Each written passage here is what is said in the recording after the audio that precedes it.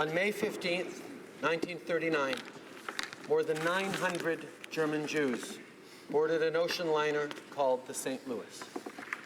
The passengers had been stripped of their possessions, chased out of their homes, forced out of their schools, and banned from their professions by their own government. Their synagogues had been burnt, their stores raided. Their clothing scarred with yellow stars. They had been forced to add Israel or Sarah to the names they had known their whole lives. Women and men who had once contributed so much to their country had been labeled aliens, traitors, and enemies, and treated as such. Persecuted, robbed, jailed, and killed because of who they were. Nazi Germany had denied them their citizenship and their fundamental rights.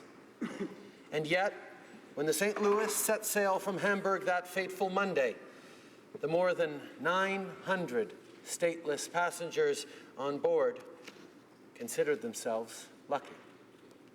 Lucky because they each carried on board an entrance visa to Cuba, a rare chance to escape the tyranny of the Nazi regime under Adolf Hitler. But by the time the ship docked in Havana Harbor, things would take a turn for the worse. The Cuban government refused to recognize their entrance visas, and only a few passengers were allowed to disembark. Even after men, women, and children threatened mass suicide, entry was denied. And so continued their long and tragic quest for safety. They would request asylum from Argentina, Uruguay, Paraguay, and Panama. Each said no. On June 2nd, the MS St. Louis was forced to leave Havana with no guarantee that they would be welcomed elsewhere. And after the Americans had denied their appeals, they sought refuge in Canada. But the Liberal government of Mackenzie King was unmoved by the plight of these refugees. Despite the desperate plea of the Canadian Jewish community, despite the repeated calls by the government's 2 Jewish caucus members, despite the many letters from concerned Canadians of different faiths, the government chose to turn its back on these innocent victims of Hitler's regime. At the time, Canada was home to just 11 million people, of whom only 160,000 were Jews. Pourtant, yet, it was still too much for many Canadians, including Frederick Charles Blair, who was responsible for immigration in the government at the time.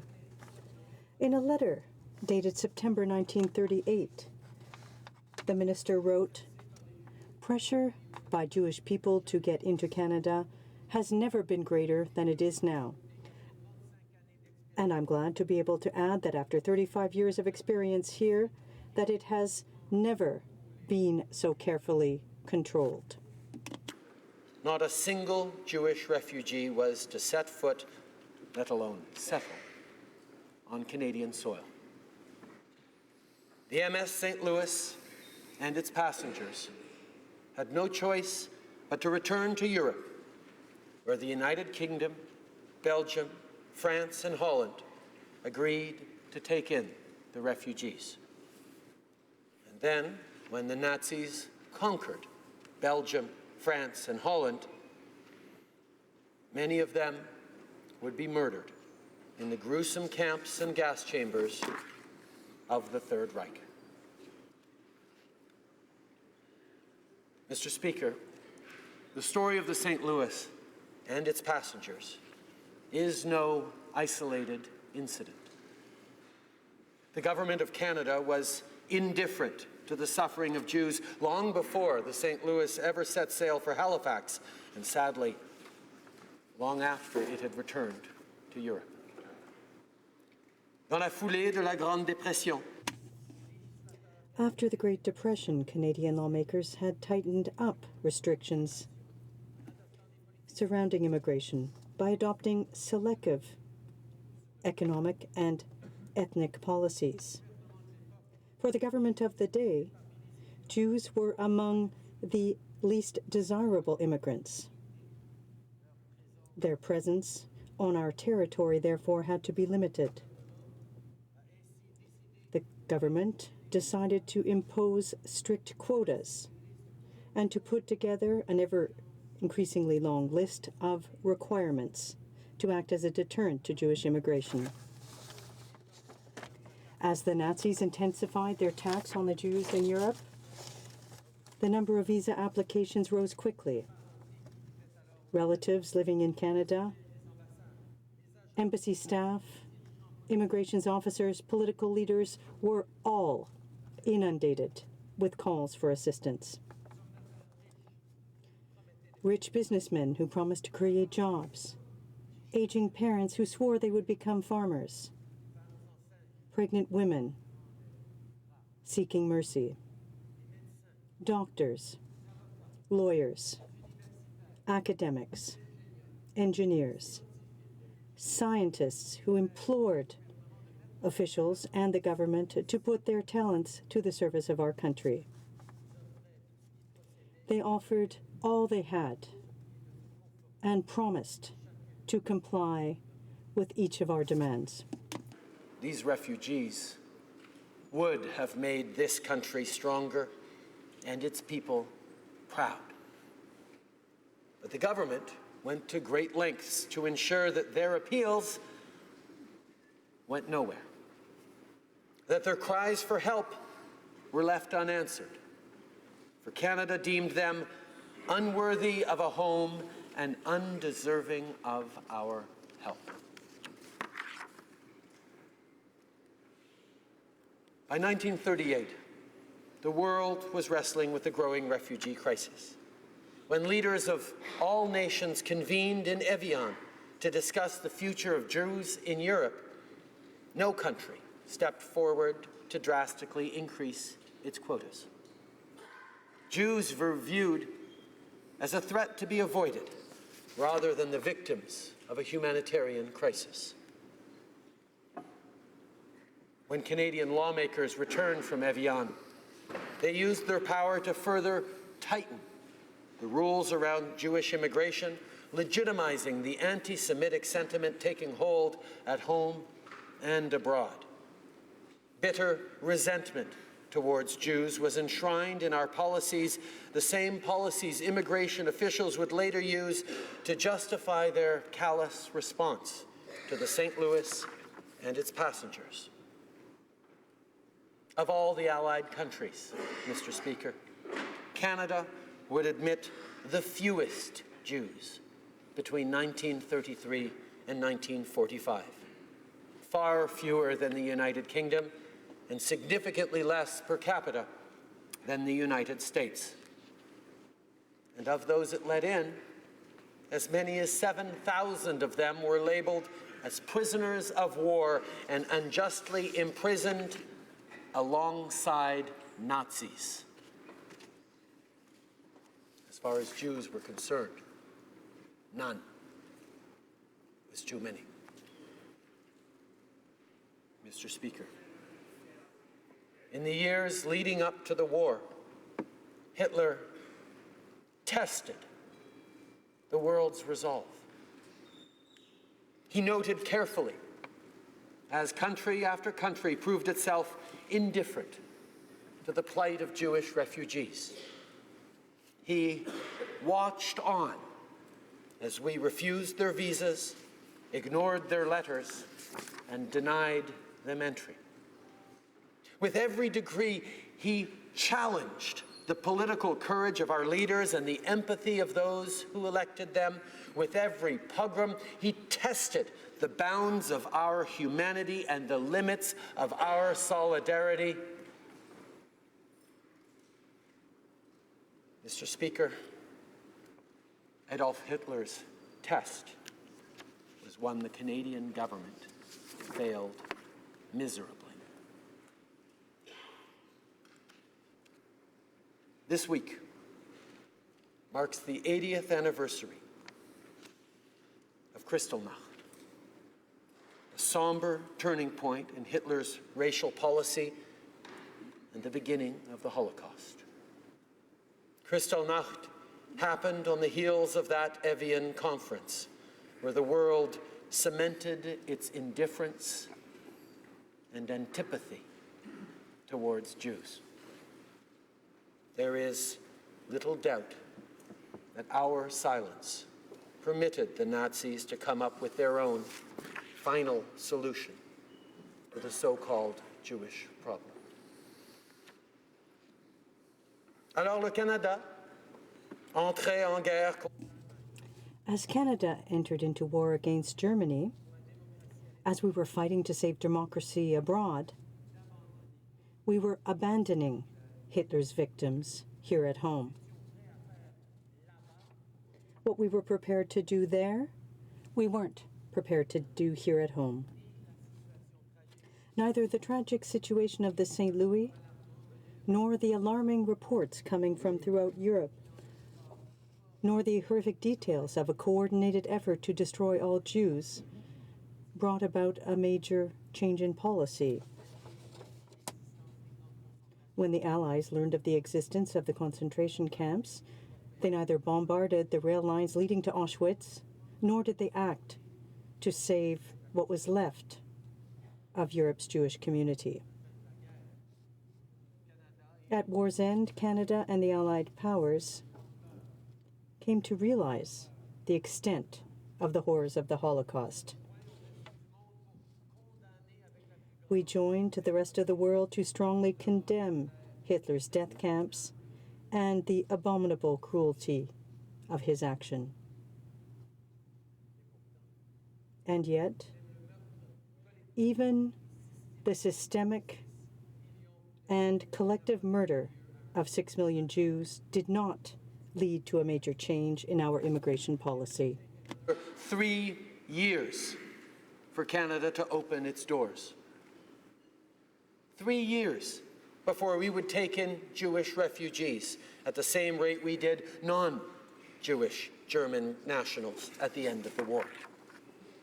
It would take new leadership, a new world order, and the creation of the State of Israel, a homeland for the Jewish people, for Canada to amend its laws and begin to dismantle the policies that had legitimized and propagated anti-Semitism. Mr. Speaker, Adolf Hitler alone did not seal the fate of the St. Louis passengers or the Jews of Europe.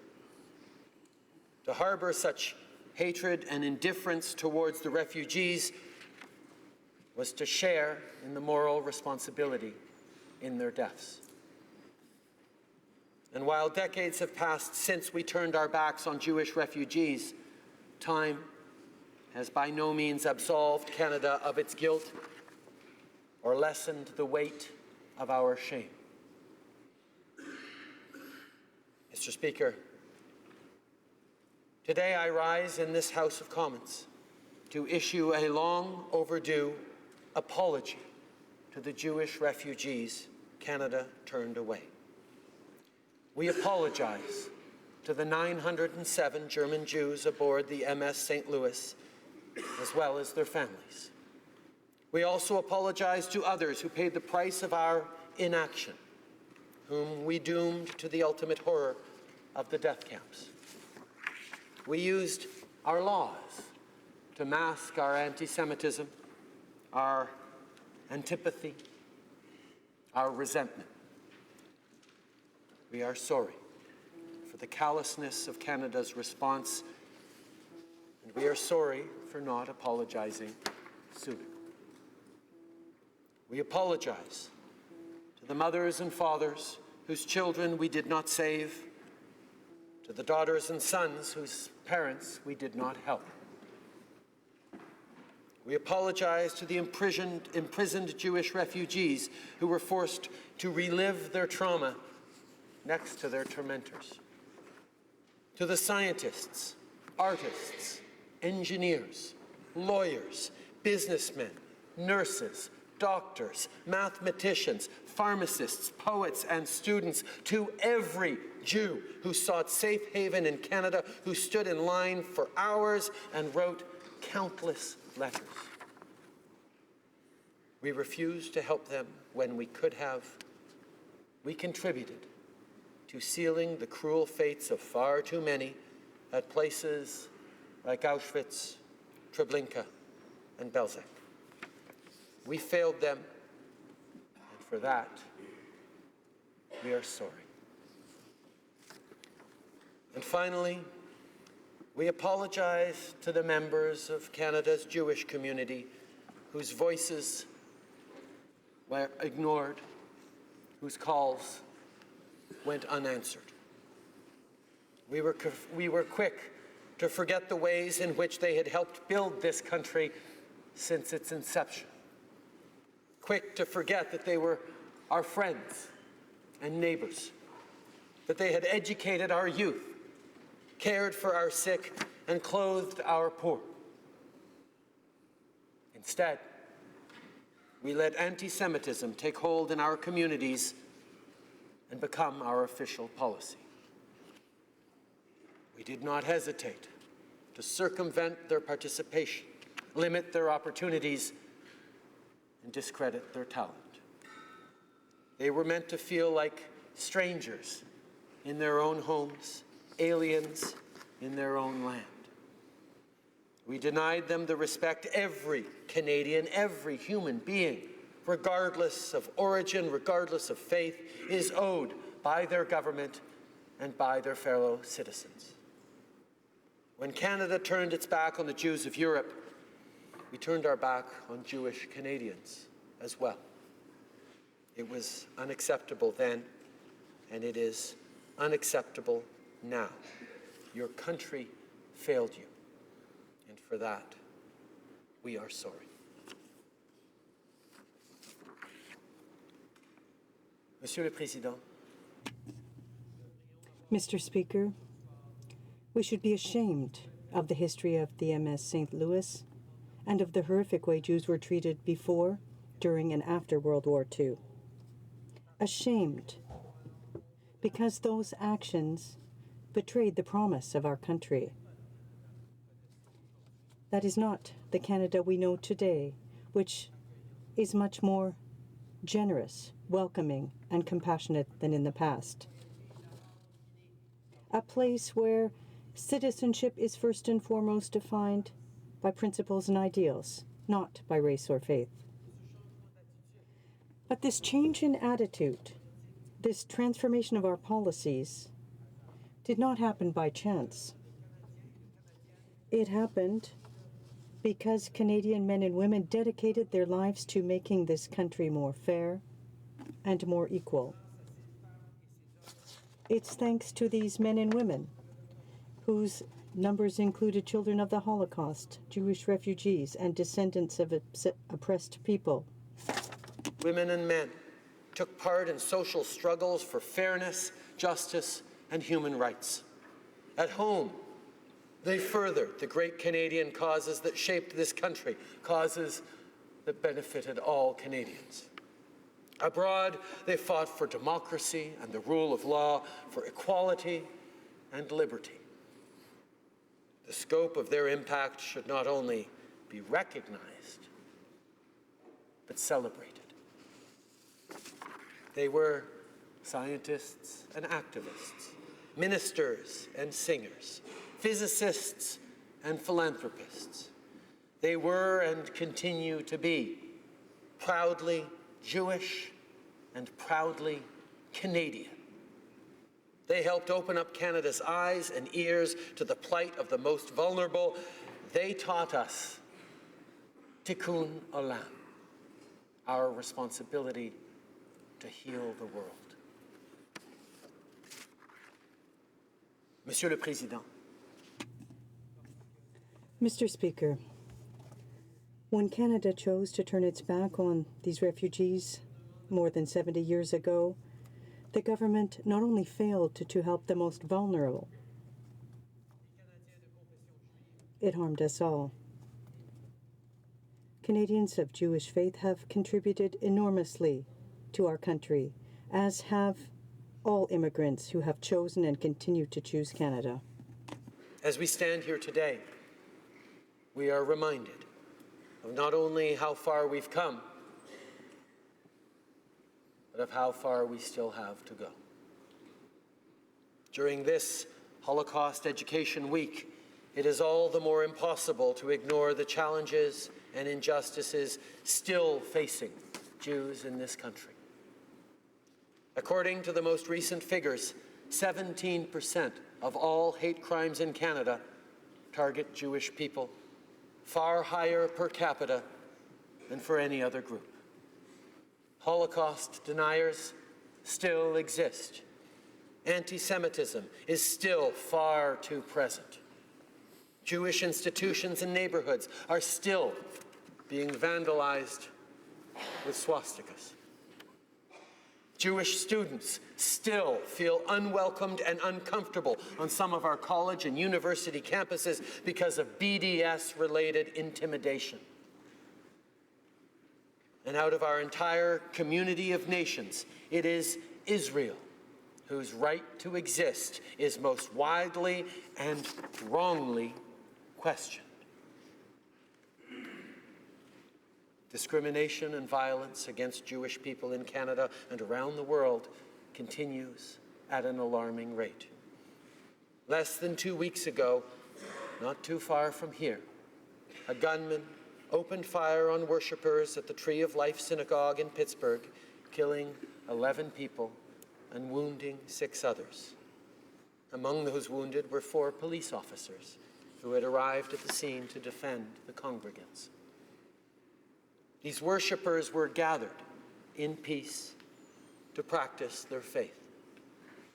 They were murdered in their sanctuary on Shabbat because they were Jews.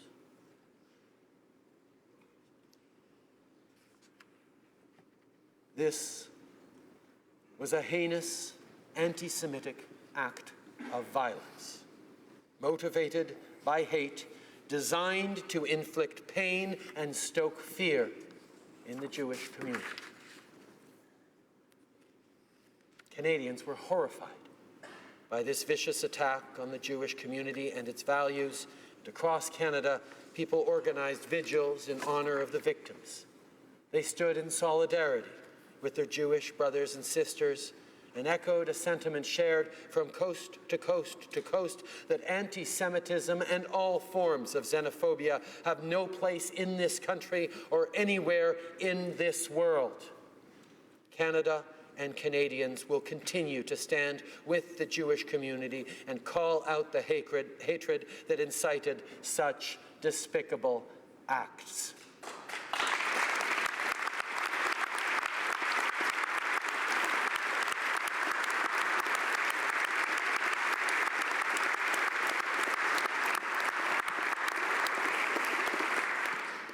These tragic events ultimately attest to the work we still have to do together. Work that begins with education, which is our most powerful tool against the ignorance and cruelty that fueled the Holocaust. Because, sadly, these evils did not end with the Second World War.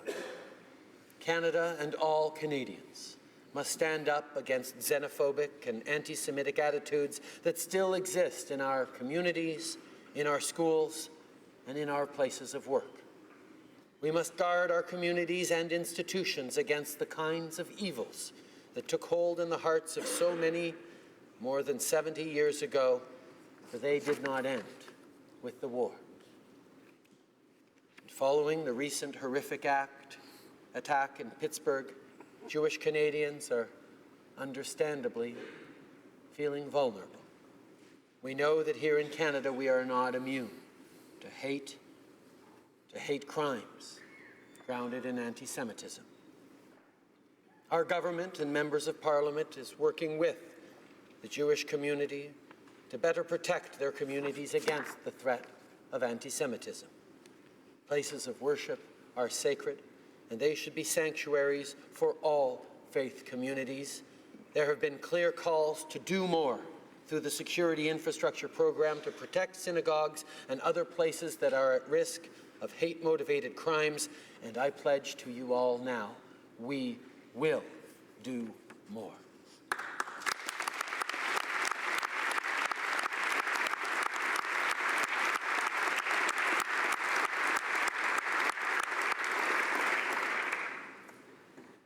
As we stand here today, we must commit ourselves not just to remember, but to act on this tragic history, so that our children and grandchildren flourish in a world in which they are never questioned or attacked because of their identity. Sadly, this is not yet that world. Too many people of all faiths from all countries face persecution. Their lives are threatened simply because of how they pray, what they wear, or what last name they bear. They are forced to flee their homes and embark upon perilous journeys in search of safety and a future. This is the world we all live in, and this is therefore our collective responsibility. Mr. Speaker, it is my sincere hope that by issuing this long overdue apology, we can shine a light on this painful chapter of our history and ensure that its lessons are never forgotten. What we can hardly imagine, the passengers of the MS St. Louis, the victims of the Holocaust, and their descendants will never forget. And while no words will ever erase their pain, it is our sincere hope that this apology will help them heal, that it will bring them some peace, that it will cement Canada's unwavering commitment to stand with the Jewish community here and around the world in the fight against anti-Semitism, as the Jewish community here in Canada and around the world is always among the first to stand against intolerism and hate in any form. More than 70 years ago, Canada turned its back on you. But today, Canadians pledge, now and forever, never again.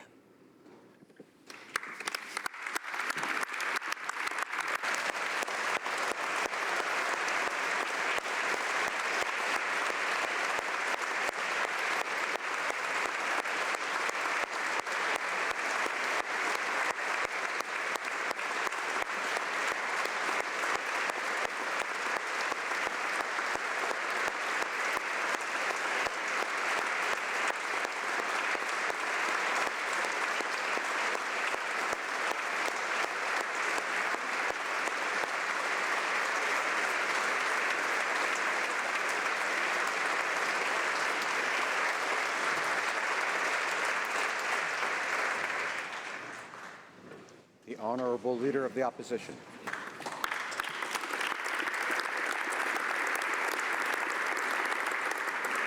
Mr. Speaker, I rise to join my fellow members for today's solemn proceedings, humbled and honoured by the presence of some of those who were wronged by the terrible and fateful decision of the Canadian government almost 80 years ago to turn away